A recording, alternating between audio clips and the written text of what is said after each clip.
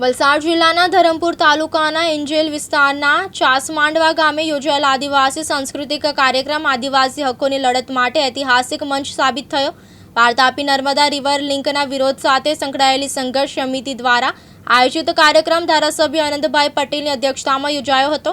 કાર્યક્રમ દરમિયાન પરંપરાગત નૃત્ય અને લોકગીતો દ્વારા આદિવાસી સંસ્કૃતિ સાથે સંઘર્ષની ભાવનાનું જીવંત પ્રદર્શન થયું। પ્રસંગે માજી ધારાસભ્ય મંગળભાઈ ગામિત, કલ્પેશ પટેલ, લકીભાઈ, હાઈકોર્ટના વકીલ આરતીબેન ભીલ, ડોક્ટર નીરવભાઈ પટેલ તથા અનેક મહાનુભાવો ઉપસ્થિત રહ્યા હતા।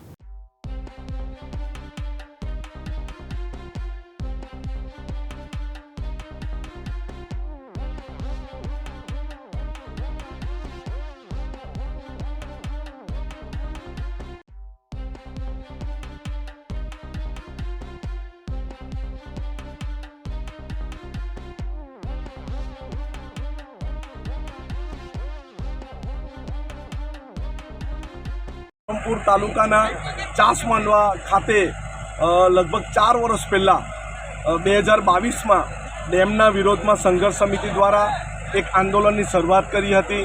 એની ઉજવણીના ભાગરૂપે અને પાર Tapi Narmada river link project જે રદ કરવાનો એની ઉજવણીના ભાગરૂપે આજે ચાસમાંડવા ખાતે સંઘર્ષ સમિતિની આગેવાનીમાં અમે સાંસ્કૃતિક કાર્યક્રમો તેમજ આગેવાનો જે લડાઈ આંદોલનમાં હતા એમની સાથે એક મોટી સભા કરી અને અમારી એક જ માંગણી છે આદિવાસી સમાજની કે જળ જંગલ જમીન અમે બચાવશું।